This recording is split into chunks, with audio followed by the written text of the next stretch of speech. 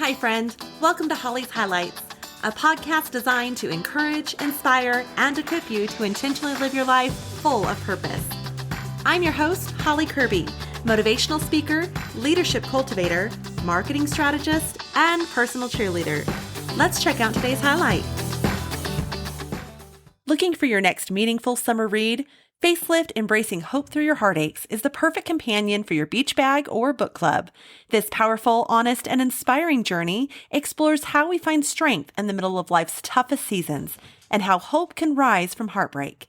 Whether you're soaking up the sun or gathering with friends to dive deep into real conversations, Facelift offers a heartfelt reminder that healing is possible and beauty can emerge from broken places. Grab your copy today wherever you purchase books, including your local bookstores, online retailers, and even Amazon.com. And start the summer with a story that will uplift, challenge, and stay with you long after that last page.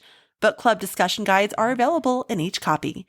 A portion of all proceeds is donated to Huntsman Cancer Foundation. Hi, friends. Today's episode is a tribute, not just to a game, but to a journey 13 years in the making. To a young woman who's hung up her cleats, and to every parent who's ever stood or sat behind the fence, heart-pounding, cheering on their child. I recently watched my daughter play her last high school softball game as a senior, and not just any game, they made it to state. And as I sat in the bleachers cheering her on, I saw more than a player on a field. I saw a young woman who's grown into quite the leader, a fighter, and an inspiration to all who know her. The very next day, we had our softball awards dinner, and it marked the final chapter of something that has shaped our lives for over a decade. 13 years of softball. 13 years of practices and late nights, game snacks, and countless hours spent under the sun. After the celebration, I found myself back at the field, sitting in my seat, the one I've occupied for 4 years of high school games. Just me, the empty diamond, and that setting sun. And to my surprise, as I sat there feeling the soft breeze of the evening and watching the sun go down, just kind of reflecting on so many games at this field, so many memories, tears began to stream down my face. Not only because it was over, but because I was so grateful that it happened. I just sat there crying out to God, overwhelmed with thanksgiving for every cheer, every heartbreak, every moment of joy, and even frustration. For every inning, I watched her pour her heart onto that field. For the friendships, the coaches who believed in her, the teammates and the families who became community. For my dad, who so supportively sat by my side and so proudly would get down on a knee to capture footage each time she was up at bat so that he could then send her the footage with some tips for the next game. Oh, my tears of thanksgiving turned into moments of worship as my prayers of gratitude transitioned to songs of praise. There's a Bible verse that's been echoing in my heart lately that may resonate with you, and not just for parents in the bleachers, but for anyone who's poured themselves fully into a season of life. It's Ecclesiastes 3:1, where it says, "To everything there is a season, and a time of every purpose under heaven." This season, this beautiful, unforgettable season, is now ending. And endings are hard. I think of a few episodes here on Holly's Highlights that I just may have to re-listen to myself, such as Embracing Emotions with the Seven Dwarfs in Season 5, Episode 13. And of course, those post-event blues in Season 4, Episode 25. And even How to Deal with Grief, Season 3, Episode 4. But ends, as hard as they may be, well, they also make space for new beginnings. And that's the hope that we can hold on to. You know, my daughter's freshman year in high school, we were just trying to get to know things, the expectations, routines, how things are done, where we fit into it all. Then that second year season came. And that second season raised the bar for perseverance and teamwork and showing up when it mattered most. That second year, her sophomore year, was rough. The field flooded, and not just with rain, but sewage. And it flooded again and again and again. The grass had to be dug up and new grass put in. It was horrible. It was like playing in the weeds. It just wasn't even safe. Then to make matters worse, the school administration who was put over this was retiring that year. And honestly, he gave off the impression to the team and us parents that he just didn't even care. So the entire season, they weren't able to play a single game on their field. Not a single game. including that year's senior night for those graduating. It was so sad. We lost funds as we couldn't do banner sponsorships for the field. We weren't able to operate our snack shack. Cost increased as we had to spend more on buses to get the girls to other fields to play, where what should have been our home games. It was rough. But this wasn't just a season. It was a journey. One seemingly built on grit. That year, her team faced those field setbacks, but also injuries, as some girls were out for a bit with concussions and other injuries. There was the rough losses and then just some tough competition. But they didn't quit. They leaned in and they practiced harder. As legendary coach Pat Summitt once said, it's not what you achieve, it's what you overcome. That's what defines your career. Well, you might not be dealing with a flood or an injury, but whether you're on a field, in an office, building a business, or even raising a family, there are 4 things I think that we can all take away from the field. First, grit wins long term. Studies show that grit, defined as passion and perseverance for long-term goals, is a better predictor of success than talent or IQ. Angela Duckworth has done extensive research on this subject, and she reminds us that passion for your work is a little bit of discovery, followed by a lot of development, and then a lifetime of deepening.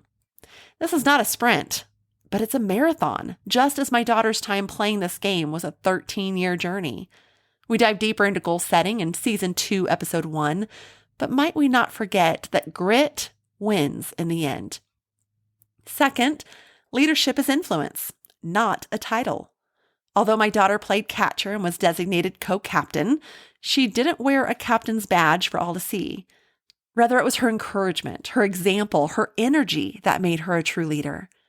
We take a deeper look at leadership styles in Season 5, Episode 3, and we talk about how to be a leader others follow in Season 1, Episode 3. But then John Maxwell says the ability to influence those around to reach above and beyond what they think is possible is what makes great leaders.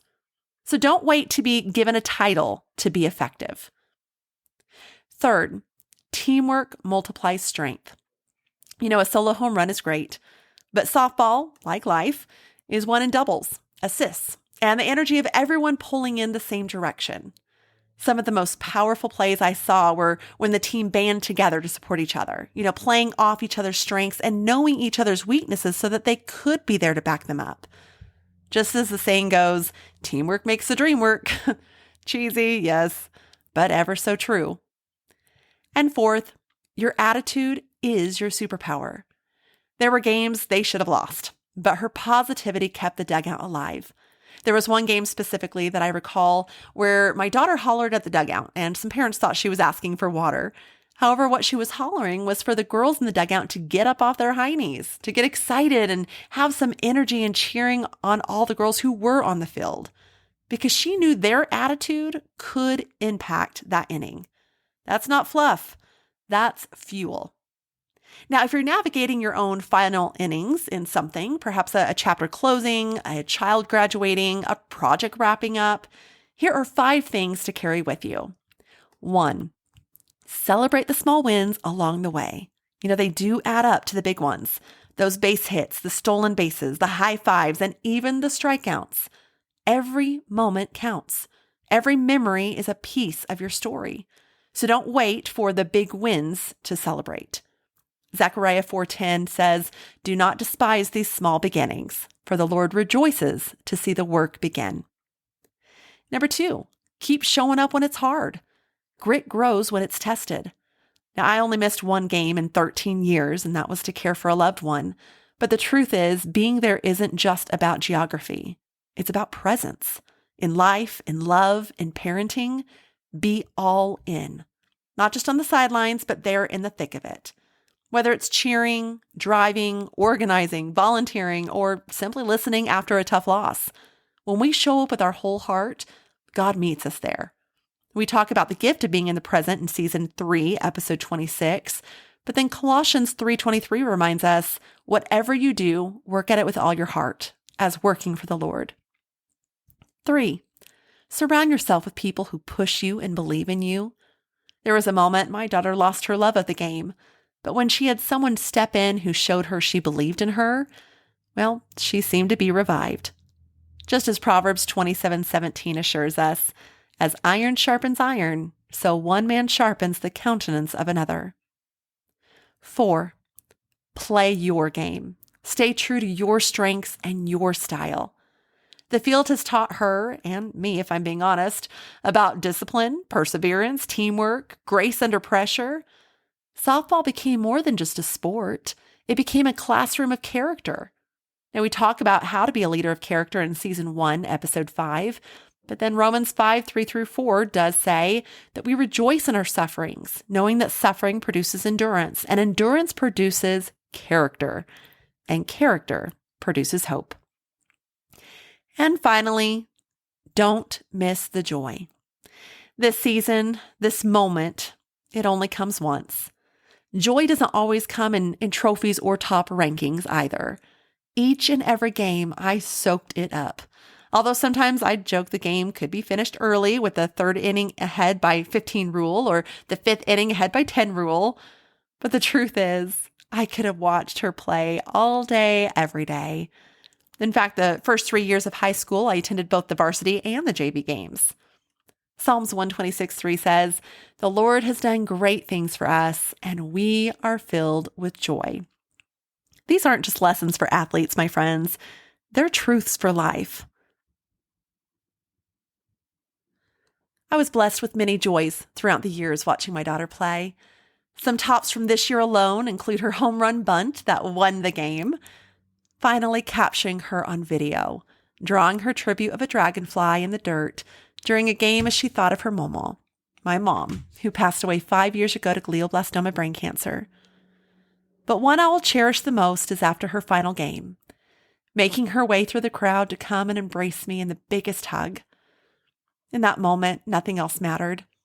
It wasn't about the win or the loss.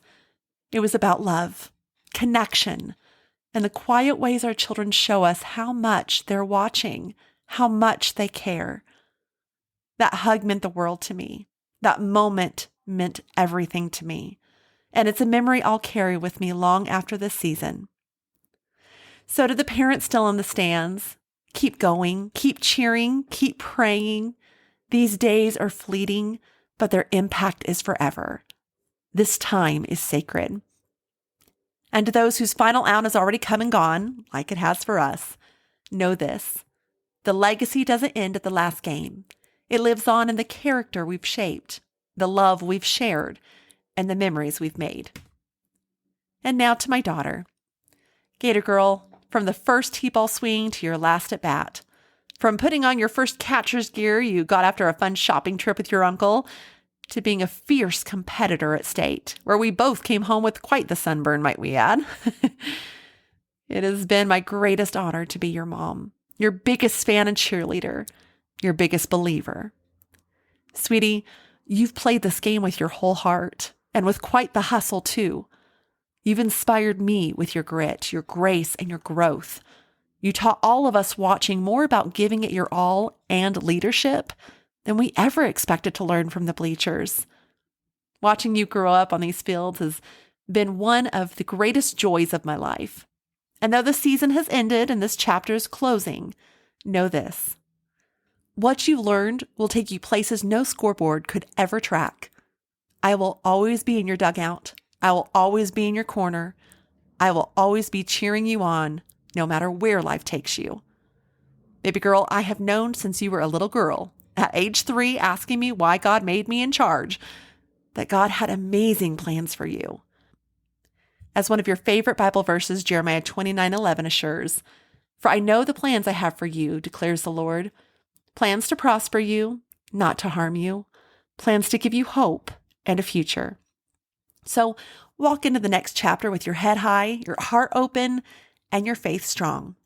The game may be over, but the next chapter of your journey is just beginning. As Coach John Wooden said, success is peace of mind, which is a direct result of self-satisfaction, in knowing you made the effort to become the best of which you are capable.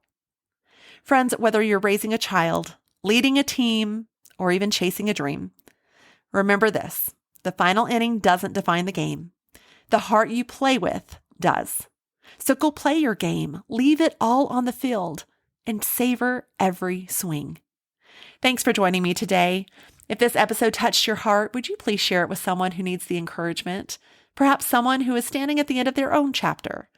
And to all the athletes and parents wrapping up a season, well done. You've already won more than you know. And until next time, keep enjoying your journey. Stay rooted, stay grateful, and keep showing up.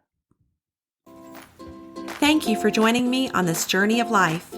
I hope that today's highlight has been encouraging, inspiring, and equipping so you can go out and live your life full of purpose. I'd be honored if you'd take a moment to leave a review, or better yet, subscribe. We can also stay in touch by joining my email list at hollykirby.com. That's HOLLYCURBY.com. Until next time, make it a great day for a great day.